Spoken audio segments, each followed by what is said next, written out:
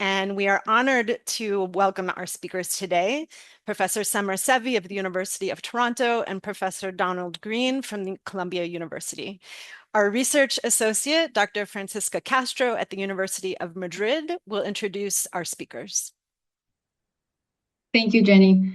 It is my pleasure to introduce today's speakers. Semra Sevi is an expert on political recruitment and representation and is leading a series of studies examining how AI-based systems inform and persuade voters.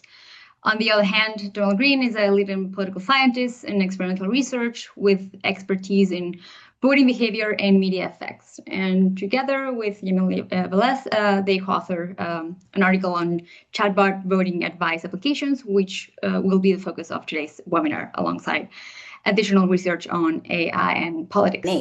But look at the right edge. What you see here is a 2024 New York Times Siena poll, which was projecting just about 47% for Biden versus 45% for Trump among young voters. That's a 2-point lead. And compared to Biden's 24-point margin in 2020 and Clinton's 19-point margin in 2026, this is quite a difference. So I should note that no Republican has actually won the youth vote since 1988. So what this figure kind of illustrates is something important, which is that young voters' partisan attachments are genuinely fluid. And that fluidity is what makes this group theoretically interesting, and what raises the question our study tries to answer, which is, can targeted information about where the parties stand guide that process? We see consistent evidence of increase in issue-based learning.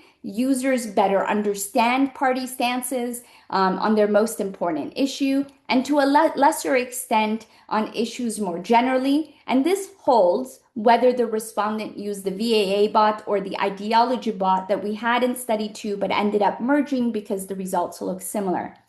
We see little evidence of downstream effects on vote choice or partisan attitudes, and providing proximity information to young independents seems inefficient to induce them to align with a party.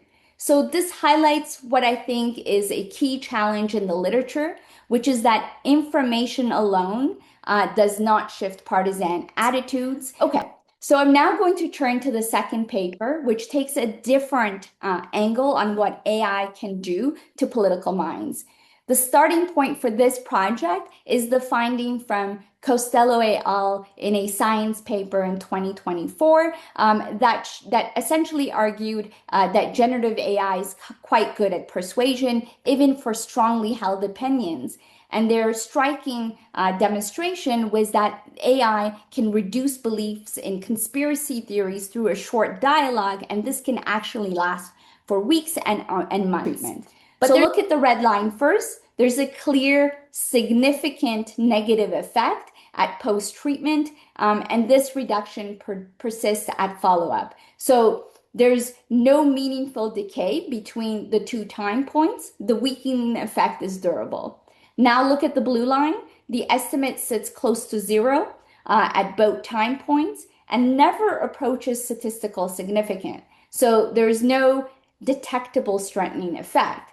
The main finding here is that AI can reliably weaken belief certainty, but it cannot reliably strengthen it. So the asymmetry is real, and it seems to persist. Now, do you think that repeated long-term exposure to AI voting chatbots could eventually influence partisans' identity or voting behavior if used for a long period of time than in your study, like for several months? Yeah. I think the dosage is actually genuinely one of the most important questions in this literature. I suspect it matters enormously. Everything we know from political socialization research suggests that identity formation is slow. It's a cumulative process.